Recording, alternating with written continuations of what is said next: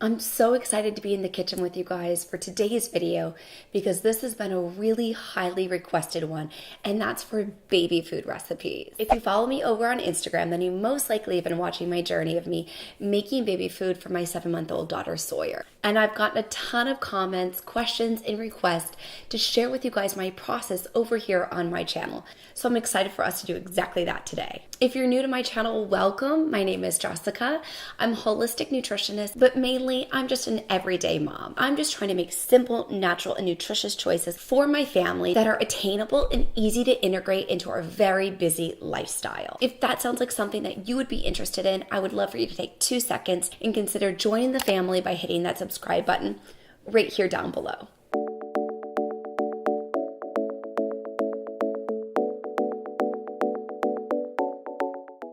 When it comes to baby food, I remember starting this journey long before I had my son, who's now 3.5 years old. I was pregnant and I had just finished getting my master's in holistic nutrition. I was trying to take that knowledge and coincide it with food that I knew would be nourishing for a baby once he arrived. I'm grateful that I was able to breastfeed both my son and now my daughter. So those, of course, were their first foods. And for my son, he really didn't show any interest in solid foods until 6 or 7 months, whereas my daughter, who's 7 months old now, started showing interest in food at 3 months old. Now, my preference, of course, would be to hold her off as long as possible and keep her simply on breast milk. However, she's teaching me all the lessons that I need to learn.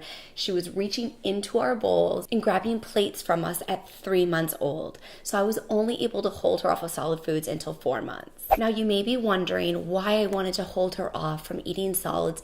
That's because, in my opinion, in my experience, I like to keep the gut sterile as long as possible.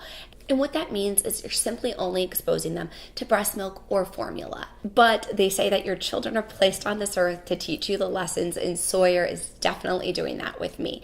She's showing me that it's perfectly fine for a baby who's getting exposed to more than enough breast milk still may be hungry and yearning for solid foods. Now, the first foods that I exposed Sawyer and my son to were soft-boiled egg yolks with grated raw liver on top of it. If you're interested in learning why I chose those particular foods, I can link a couple articles for you in the description box down below. So for today's recipes, we're going to be going through a bit more of what I guess would be considered stage 2 baby food.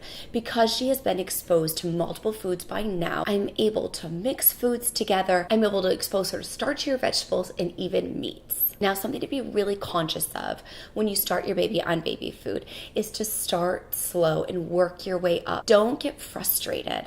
I know it's really hard. You spend a ton of time making this food, and it does take time and commitment, but don't give up. You'll see some of the tips and things that I do today. I take food, I slowly expose it to her, and I freeze some of it, because in reality, the likelihood is they probably will not like the food the first time you give it to them. It takes a couple attempts and exposure for them to really start to enjoy it. Be patient, take that food, put it in the freezer, and I promise you, you eventually will get there. So for the first recipe that we're going to be making today, I'm going to start off with some grass-fed, grass-finished beef on the bone, and I'm going to toss that into the Instant Pot. And the reason that I'm mentioning that it's on the bone is because when I cook the beef on the bone, it also will gelatinize and make bone broth. So then we're going to take that bone broth along with the beef and we're going to puree that together. So not only is your baby going to be exposed to the grass-fed, grass-finished beef, but they're also going to be getting the health benefits of bone broth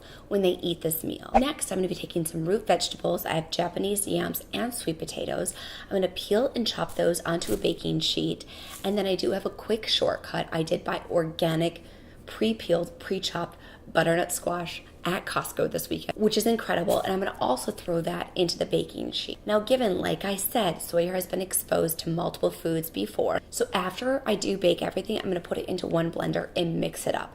However, if your baby has not been exposed to any of these foods, what you'll want to do is cook them separately and blend them separately. It's important to only introduce one food at a time. So after I bake all of these vegetables in the oven, I'll toss them into a blender, I'll puree them up, and I will be able to serve those all alongside of her beef for her meals. I hope you enjoyed this video, and if you want to see more baby food recipes, let me know in the comment section down below. Thank you so much for watching, and I'll see you guys very soon.